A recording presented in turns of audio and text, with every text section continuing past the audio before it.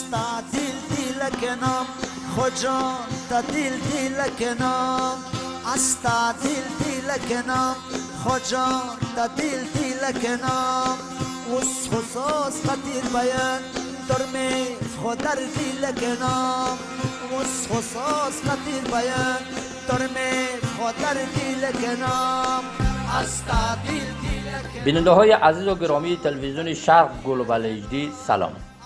اینجا مسیر ولسوالی اشکاشمی بدخشان است. میخواهیم برنامه حاضر را از ولسوالی اشکاشم تهیه بکنیم.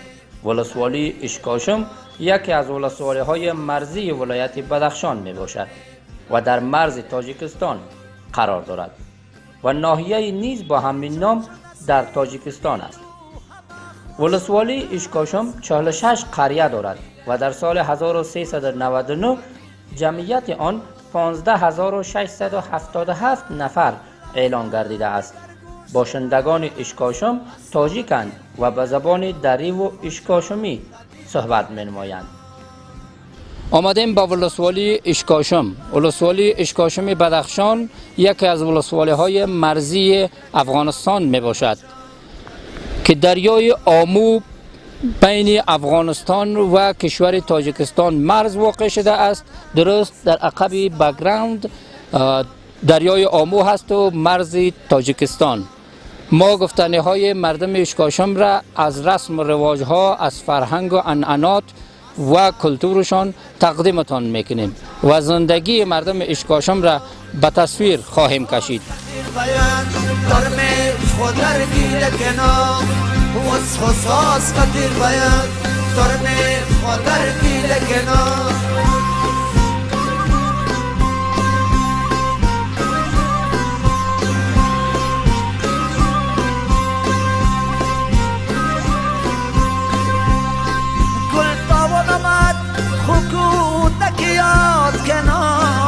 استا دیل دیل کنم خجان تا دیل دیل کنم خودمند سرت اینجا خوب آباد کنم استا دیل دیل کنم خجان تا دیل دیل کنم استا سرنه سمتی که خوش کنم استا دیل دیل. حتی که در اشکاشم زندگی میکند مثلا مردم ها و برادرای بیشتر علی اسماعیلی هستند و یک تعدادی از اینا برادرای به حساب علی سنت ما هستند، ولی شیوه زندگی مردم ما بدون تفاوت لسان، بدون تفاوت مذهب، بدون تفاوت قوم که فعلا نمونه همه قوم ها در اشکاشم هر طایفه از بدخشان، از تخار، از قندوز، از کابل، از هر گوشه‌ای که اینجا به عنوان زندگی و به عنوان وطندار مینایست یک وطندار اینجا زندگی میکنن، ما خون شریک، ما مرد شریک، زنده شریک، هیچ خدا از یکدیگر متفاوت نمیدانیم. فقط مینایست یک مسلمان، مینایست یک بنده خدا، مینایست یک اتباع اشکاشمی زندگی برادرانه کردیم. عنعنات ما به مردم معلوم است، فرهنگ ما به مردم معلوم است. یک مردم مسلمان، یک مردمی که کاملا با صداقت هایی که داریم در هر شرایطی که بده، هر دولتی که آمده او دولت ما پذیرفتیم، آنچه فرمان و قوانین همو دولت بده مینایست یک اتباع اشکاشمی از او پیروی کردیم. مردم اشکاشم مردمی هستند که در دو طرف دریای هامو بسیار سابقه تاریخی و دیگه دیرینه‌ای دارن. دیگه به واقعیت است که عنعناتشون متفاوت‌تر است با مردم‌های شهرنشین، با مردم‌های مناطق دیگر تفاوت‌ها دارند و چون هیچ در دو طرف دریای مرز، در دو طرف دریای هامو در هم مرز هستند و تقریبا فرهنگشان و زبانشان و کلچر و کلتورشان یکسان است. چون اون طرف ها دیگه یک ذره مردمش پیشرفته تر است، دیگه ای طرف هم خیلی در این مدت یک ذره گپای اقتصادی و دیگه شو دانش و مکتب و پیشرفتش یک ذره خوبتر شد، بسیار تغییر کردن و اینا مردم اشکاشم اکثرا مردم های اسماعیلی مذهب هستند. دیگه لهجه اشکاشمی تکلم میکنن و اکثرا مردمش طرفدار علم و فرهنگ هستند. یعنی تمام مردمان طرفداری از اینجاست که یعنی اولادش باید بخونه، باید مکتب بخونه، باید تحصیل کنه. قومای شغنان هم هستن، واخان هم هستن، از زیباک هم هستن، از قریای هم جوار مثل وردوش، شهدا، دیگه حتی تخار، دیگه از خود فیض آباد در اینجا اقوام مثل برادر واری زندگی می از گذشته ها همه تو زندگی میکردن تا به حال. دیگه هیچ کدام گپی نداریم مثل یک برادر. دیگه کدام تفاوتی رو در ما بین نمیبینیم. ای اواخر یک انجمن اینجا به نام انجمن تجلیگاه خورشید ساختیم که تقریبا در حدود یگان 30 و چند نفر حضور داره که خوشبختانه بنده کمترینم یکی از اعضاشون است. دیگه امیر سعید است، استاد دولت محمد جوشن است، دیگه جیلانی پژو که از همین محیط زاده همینجا است. خیلی شاعری بسیار واقعا در سبک بیدلیس بسیار توانایی داره، دکتر سیب شمسعلی شمس و دیگه جوانان دیگه هستند که بسیار با شعر و شاعری علاقمندی خاص خود دارن. دیگه شخصا خودمان به شعر کلاسیک بیشتر علاقمند هستیم، دوستدار شعر کلاسیک هستیم و شعر سپید بسیار کم خودم شخصا کم استفاده میبرم، ولی دوستان دیگه هستن که حتی با شعر سپید هم دسترسی دارن و می نویسن. دیگه در پهلوی شعر که خود ما بیشتر بالای مسائل فرهنگی خیلی ها توجه دارم و علاقمندیم است. مثلا در مورد قلعه‌ای که بیشتر شما یاد کردین، دیگه چون به خودتون بهتر معلوم است که محیطی که ما در این زندگی میکنیم این زادگاه آریاییان بسیار اصیل است، بسیار محیط تاریخی است و همین زبان از همین محیط آیسته آیسته و جاهای دیگه به بلخ و آیسته آیسته همه قسم انتقال کرده که امروز به نام زبان هند و اروپایی ما ایره در سطح دنیا میشناسیمش. بناهن زبانهای در این محیط است که خصوصا زبان اشکاشمی. شخصا خودم زاده همین محیط هستم و در خانوادم با همین زبان تکلم میکنیم. یک 4 بیتی را من براتون میخوانم. ای شیرین جان استشوان سیل گواز، کووید گنیتاц مگم کنی کم کم ناز، تی قامت نازنین از این تیوینم وژیش گنی ققرخشم صد آواز. این به زبان اشکاشمی است که میگه ای دوست بیا که به طرف چمن بریم و مثل کفتر واری حرکت بکن که من رفتار تو را ببینم. وقتی که من رفتار تو را ببینم کف واری من هم ققره زده احتمالا حرکت بکنم، یعنی همین معنی را ifade میکنم. الف باش از الفبای زبان دری و با ترکیب چند حرف دیگری که در پشتو زیادتر کام استعمال داره، مثلا ت بیشتر استعمال داره. دیگه از ت بیشتر در این زبانهای همی غلجایی که به نام زبانهای پامیری هست ت بیشتر استعمال می شود.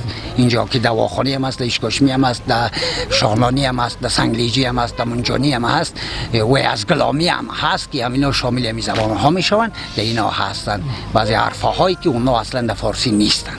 در عقب تصویر ما خانه هست، تعمیری هست، از چوب ساخته شده. گفته میشه در زمان شاه سابق افغانستان ظاهر شاه ساخته شده و یکی از جاهای تاریخی و دیدنی در ولسوالی اشکاشم است. تعمیری که است در دوران ظاهر شاه خان پادشاه سابق که در سال به گفته مردمای کان در سال 1325 این توسط انجینرهای انگلیس جور شدگی است و او تاریخ تا به حالی از طرف همین دولت‌های گذشته نگهبانی و حمایت شده که تا وقتی دوره ظاهر شاه خان به صفت قصر یا جای توریستا ولی که خارجی ها می اومدن در اینجا شب تیر میکردن میرسن به طرف پامیر اونجا و خود ظاهر شاه خان 2 دوره به اینجا سفر کرده. یک دوره دخترش به اینجا اومده، یک دوره پسرش آمده است که در اینجا شوار تیر کرده و بعدم به واخان رفته و واخان گشت آمده.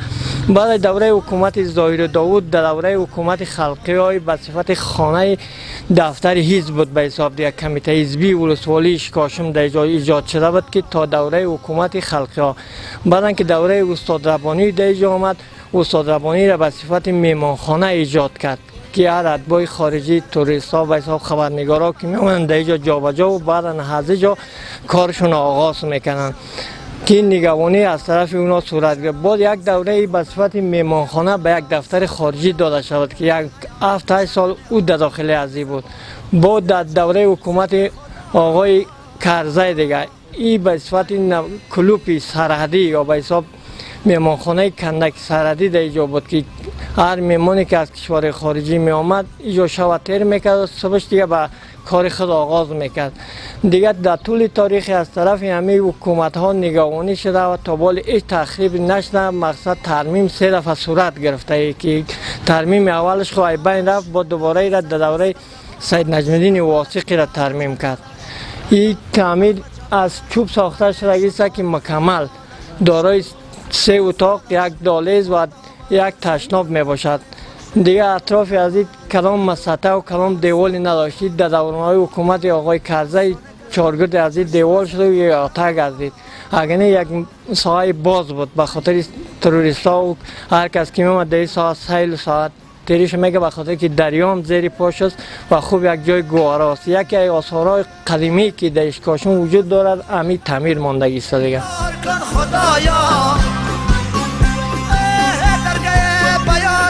هوشیار کن خدایا، مخمور کن حجابت وقتی سر دعایم، معلوم ساز معلوم وقتی دعا خدایا، دیوان نساز و حیران هم مست به خودم کن.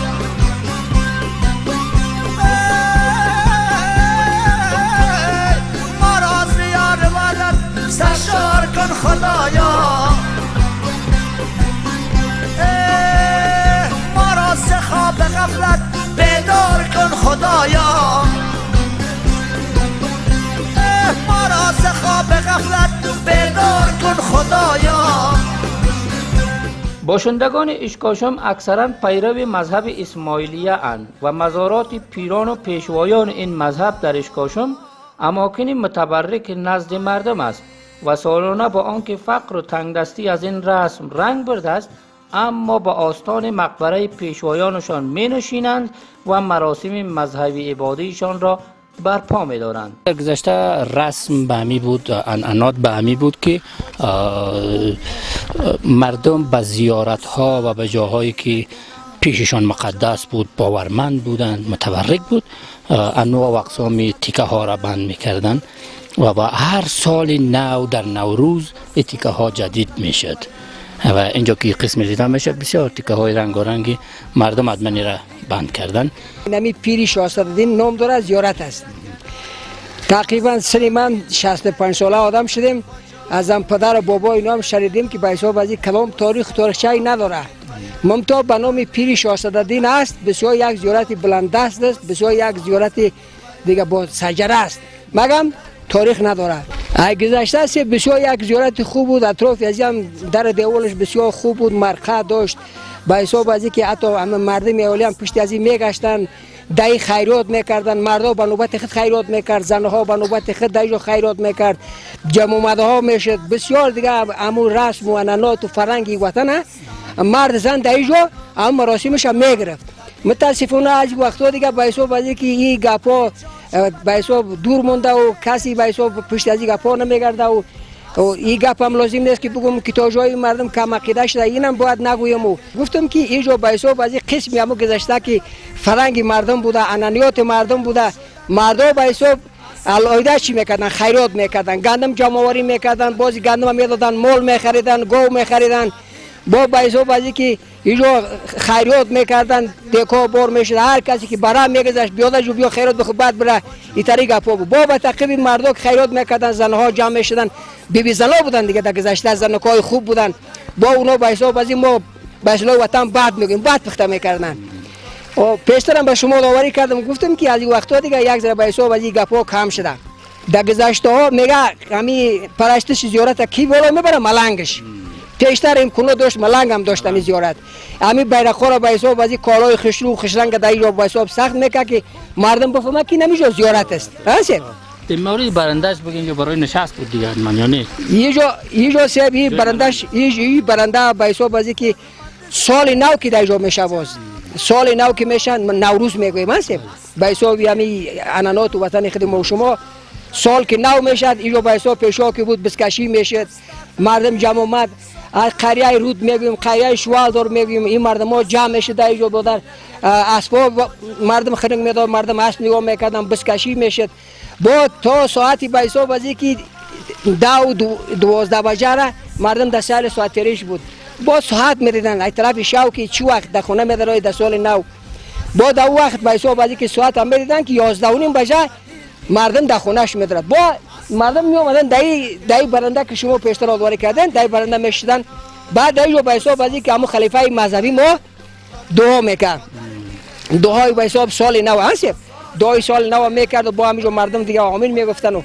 مبارکتی شاگون بهار الله تعالی مبارک گردونه، بختی برکتی سعادتی نور بنیاد برقرار مدد امام زمان ردی بلای آخر زمان الله اکبر. در آخرش با این دعا میخوند خلیفه. بعد اینو ختم دعا که آیات قرآن کریم میخوند در آخر این دعا میکرد. باز زنا بدل خط این بچگکا این نواسا دیگه این خواخندا کلگی قطعشون مراسمشون به خوبی یک جلسه عمومی پیش میره. رایو که حالی تیت پریشونیم نه و زیارت میرسیم و نه به اولاد و خیخش قوم. کشتا خوب بود. چقدر گشنگی هم بود که با آدم کلگی ما اتفاق داشتیم. مالی دیگه پراگانده شده که به هر رای. نه به غوری همسایمون میخریم، نه به زیارتمون میخریم، نه به یک قوم دیگه همون. فقط دمی ماه ثور در ثور این مراسم زیارتمون میگرفتیم که عمل خلاص میشد در ثور که هم قلبمون سر میشد دیگه ما زن مرد در جو مراسم میگرفتیم در زیارتمون. حالی تا جای دیگه معبد سابق در این وقت نمونده است. فهمیدی؟ حالی اگر باشدن که او قشلاق میگم هستم و اینش میگم هستم و اینش میگم هست چندان بدرکر صحیح نیست. او سکی بود این همی کل قشلاق یک جای نمی جا بود. در نوروز می آمدن دعا میکردن و بعد این همی خونه گشتک ما در خونه توت در خونه مو در خونه خوار و خیفتی کار فتوری کار مبارک شاگون بار 1000 بشمار گنج خیش روزی خیش نصیبی هیچ چرام خر نکنی بسم الله تعالی حال و اکبر. اشکاشم منطقه سردسیر است و زمستان خشک دارد با آنکه از سطح دریا 6002 متر ارتفاع دارد، اما گندم، جو، لوبیا، باقلی و ارزن در اراضی آن قابل کشت است. سیب، ناک، زردآلو، گیلاس و چهارمغز محصول باغداران این ولسوالی است.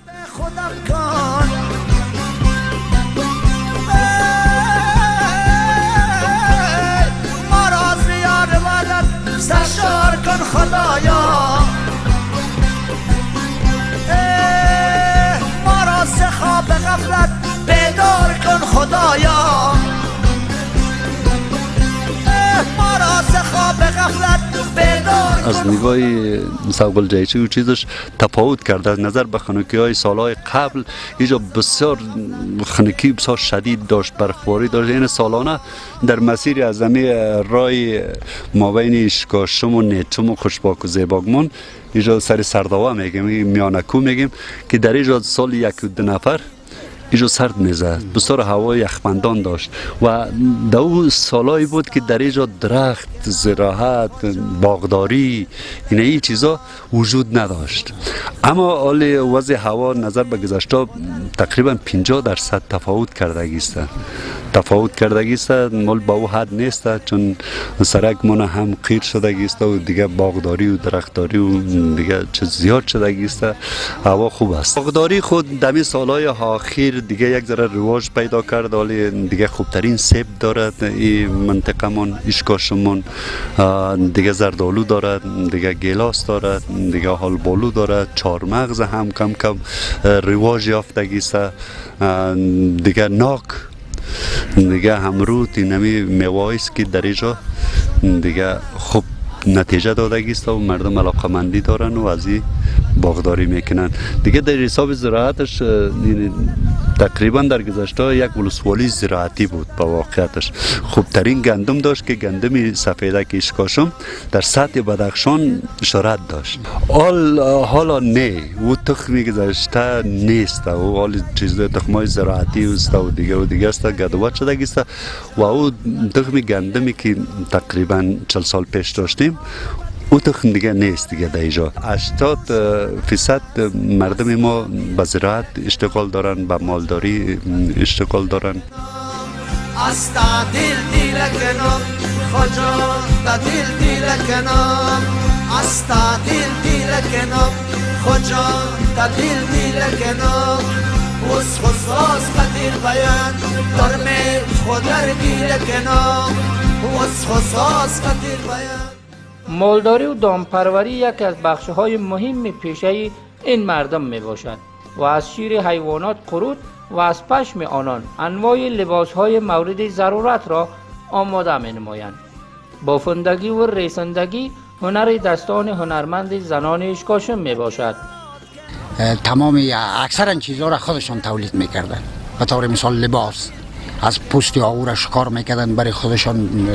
چنبوس میگفتن که بهترین یک لباس بود و کسانی که از او استفاده میکردن حتی روماتیسم در زندگیشان نمیدیدن، بسیار گرم بود. دیگه از پوست گوسفند او را مالش میدادن، پوستین جور میکردن، قسمی که در غزنی ما شما مرویج است از یا استفاده میکردن. دیگه ظروف چوبی میساختن، کاسه های چوبی، کفچه های چوبی، از اینا استفاده میکردن. دیگه در مسائل کارهای دستی زنانه بیشتر جوراب بافی، دستکش بافی، گردن پیش بافی، این گپا بسیار مرویج بود. دیگه ساخت گلیم وطنی که از پشم بز ساخته میشود تا هنوزم او ادامه دارد. دیگه تان یعنی از پشم گدیکی بسیار پشم نرم و خوبشه، ایره جدا میکردن مادرها، ایره دست میزدندش، باز ایره میریشتنش با مو چرخه هاشون. دیگه اون از او تان جور میکردن. در خودی همینجا کارگاه ها بود که بافته میشد. متاسفانه در یه اواخر یک ذره کم شده میگه پا بسیار در اونجا به ندرت مونده و او گونه که قبل ها بود فعلا کم مونده، ولی گلیم بافی هنوز هم هست در این محیط. این کارهای محیط وطن است. پدری خودم چکمن باف بود.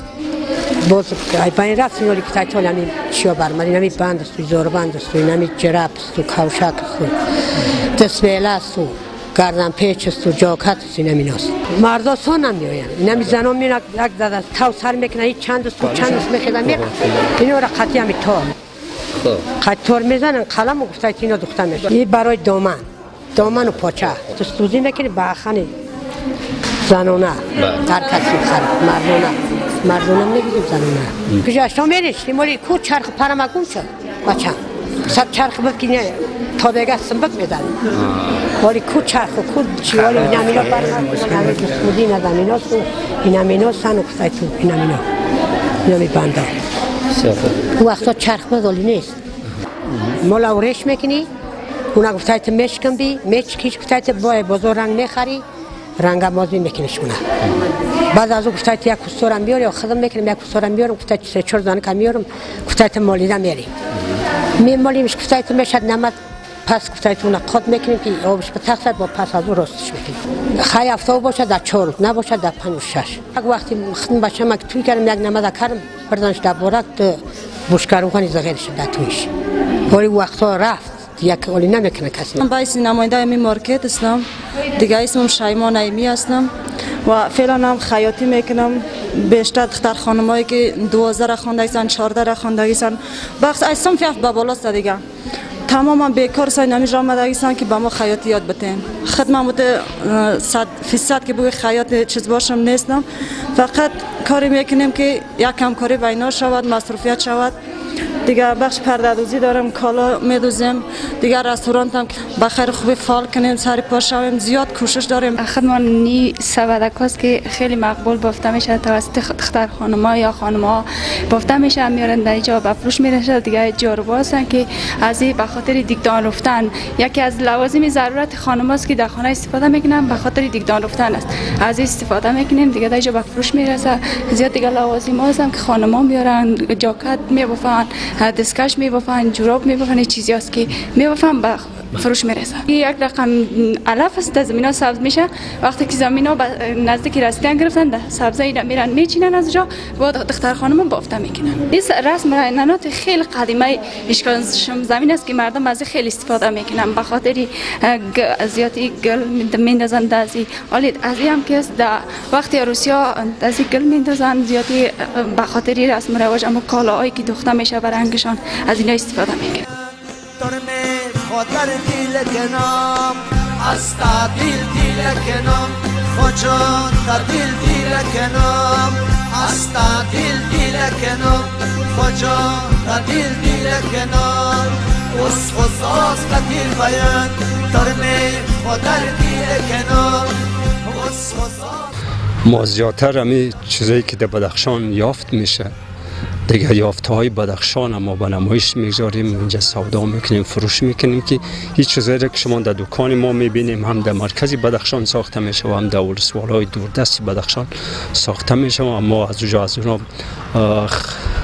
باز جمع آوری میکنیم، انتقال میتیم در مرکز بدخشان و اینجا برای مشتری های خود سودا میکنیم، هم در داخلی ها و هم در خارجی ها. میبینیم گیلم است، به نام گیلم یاد میشه و در سر صندلی و مراسم عروسی ها از این استفاده میشه. رغزه میگن که از این باز در کوچه ها استفاده میکنن، در کوچه ها و روی سرفرشی و توگپ ها از استفاده میکنن که هم از ولسوالی های بدخشان هستن.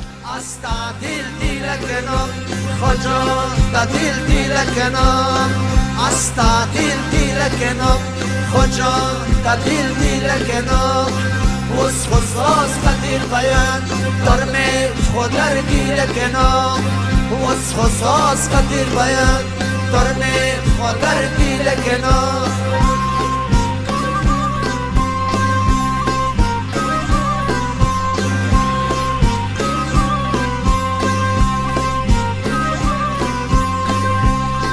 گل تاو نمد خکوت کیاد کنام استا دیل کنام خجان تا دیل کنام. برنامه امروز را در همینجا به پایان میبریم تا برنامه های بعدی که از فرهنگ و عنعنات و جاهای تاریخی و دیدنی بدخشان برنامه تهیه میکنیم. الله حافظ و نگهدار.